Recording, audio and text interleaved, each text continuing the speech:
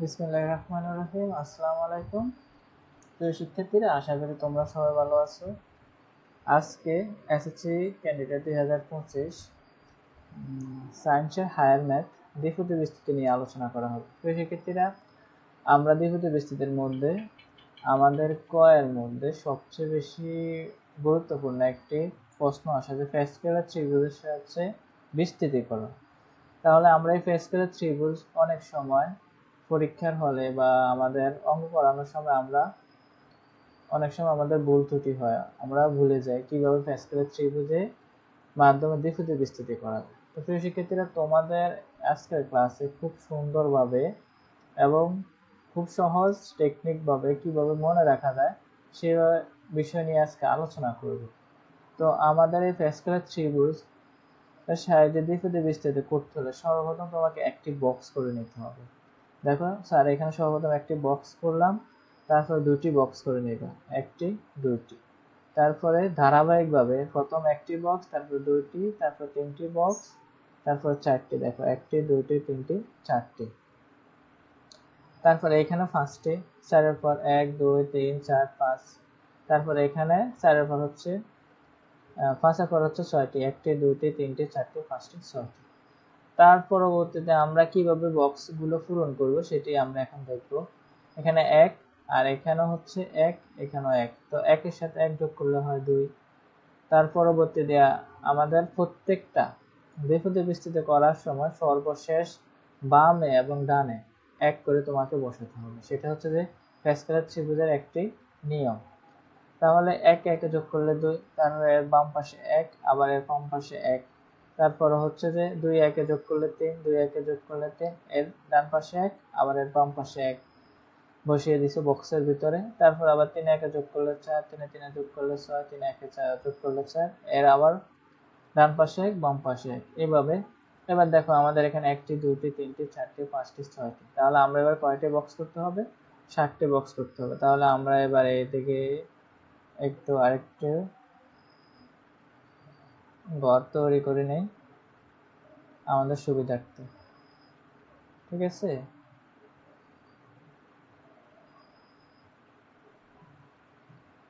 শিক্ষার্থীরা দেখো আমরা কিভাবে আরেকটি বক্স তৈরি করতে পারি সেটাই আমরা এখন এখানে দেখব। তাহলে আমাদের এখানে হচ্ছে একটি দুইটি তিনটি চারটি পাঁচটি ছয়টি বক্স। তাহলে আমরা এবার করতে হবে 7টি। একটি দুইটি তিনটি চারটি পাঁচটি ছয়টি 7টি। 1 2 3 4 5 6 7 8, সরি আমাদের এখানে 7টি বক্স করতে হবে। তাহলে এখানে আমরা কি করব? ডান পাশে আমরা 1 বসিয়ে দেব, এই ডান পাশে আমরা 1 বসিয়ে দেব। তার পরবর্তীতে এখানে আমরা যোগ করে দেব ভিতরের সংখ্যাগুলো। 5 1 যোগ করলে হয় 6, তারপরে 5 আর 10 যোগ করলে হয় 15, 10 10 যোগ করলে হয় 20, 10 আর 5 যোগ করলে হয় 15, 5 1 যোগ করলে হয় 6। এইভাবে ধারাবাহিকভাবে যদি আমরা আরেকটা বিস্তৃতি করতে চাই তাহলে আমরা আবার এখানে আছে 7টি ঘর, আমরা 8টি ঘর তৈরি করে নেব। এবার খুব সহজে আমরা প্যাসকেলের ত্রিভুজ পরীক্ষার মধ্যে খুব সুন্দরভাবে দিতে পারি। তাহলে আমরা আরেকটি ঘর তৈরি করি, তারপরে আমরা দ্বিপদী বিস্তৃতি কিভাবে করব সেটা নিয়ে আলোচনা করব। তো এখানে হচ্ছে একটি দুইটি, তারপরে হচ্ছে তিনটি, তারপরে চারটি পাঁচটি ছয়টি 7টি, 1 2 3 4 5 6 7 8, এখানে 1 2 3 4 5 6 7, তাহলে 8টি ঘর হয়েছে। তাহলে আমরা এখানে কি করব? আমরা এর বাম পাশে ডান পাশে আবার 1 বসিয়ে দেব।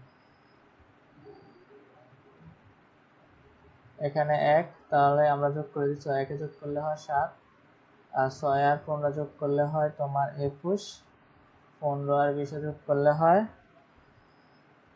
35, 35 আর 15 যোগ করলে হয় 50, 50 আর 6 যোগ করলে হয় 56,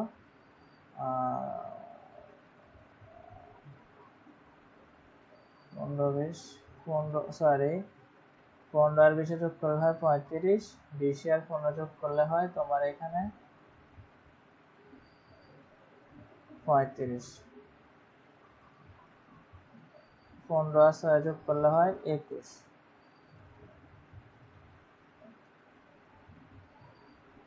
6 একে যোগ করলে হয় 7 আর এখানে। তো সেক্ষেত্রে আমরা এই প্যাসকেলের ত্রিভুজ সাধারণত বক্স আকারে আমরা খুব সুন্দরভাবে পরীক্ষার মধ্যে লিখতে পারি। আশা করি তোমরা প্যাসকেলের ত্রিভুজ কিভাবে নির্ণয় করতে হবে সেটা তোমরা শিখতে পেরেছো। তো আগামী ক্লাসে তোমাদেরকে প্যাসকেলের ত্রিভুজের মাধ্যমে কিভাবে দ্বিতীয় বিস্তৃতি করা হয় সেটা সম্পর্কে শেখানো হবে। সবার সুস্থ থাকবে, ভালো থাকবে, আল্লাহ হাফেজ।